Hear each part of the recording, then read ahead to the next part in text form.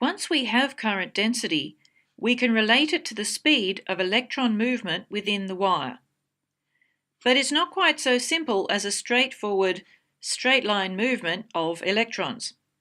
In a conducting solid, valence electrons aren't bound to any one atom, but move randomly around the solid.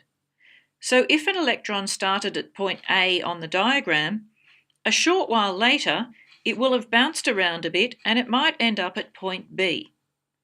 Now if we apply a voltage, we are applying an electric field. The electrons will still move randomly, but now they also tend to drift in the direction opposite to the direction of the applied electric field that is causing the current. The drift speed is tiny compared to the random movement. So if we look at the diagram again, with an applied voltage that's creating an electric field, the electron might end up at B' rather than B, and the distance from B to B' over the time interval would be the drift velocity. So for a given current density, we can find the speed of electron movement within the wire. I'll show you how we get the equations that are shown here.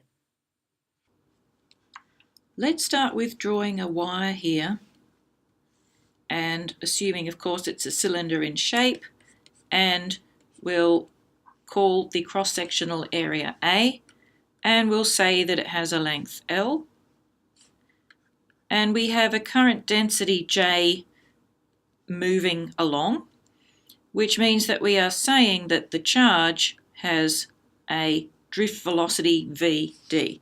The other thing we need is that N is the number of electrons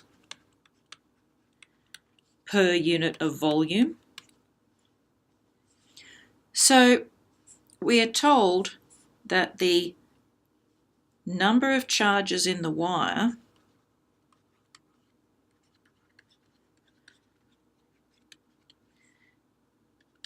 since we have a charge per unit of volume, the total number will be charge per unit of volume times the volume, which is just the cross-sectional area times the length.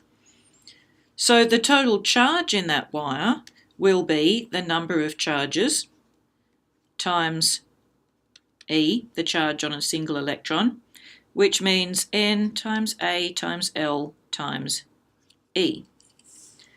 So that total charge moves a distance L in a time T equals the distance over the speed, which is the drift speed. So current is charge over time equals NAL times E over L over Vd, which gives us NAE times the drift velocity. But we remember we've got current density here is I over A, so J equals I over A equals this term, the NAEVD over A equals N times E times the drift velocity. So putting drift velocity as the subject there, we have J over N times E.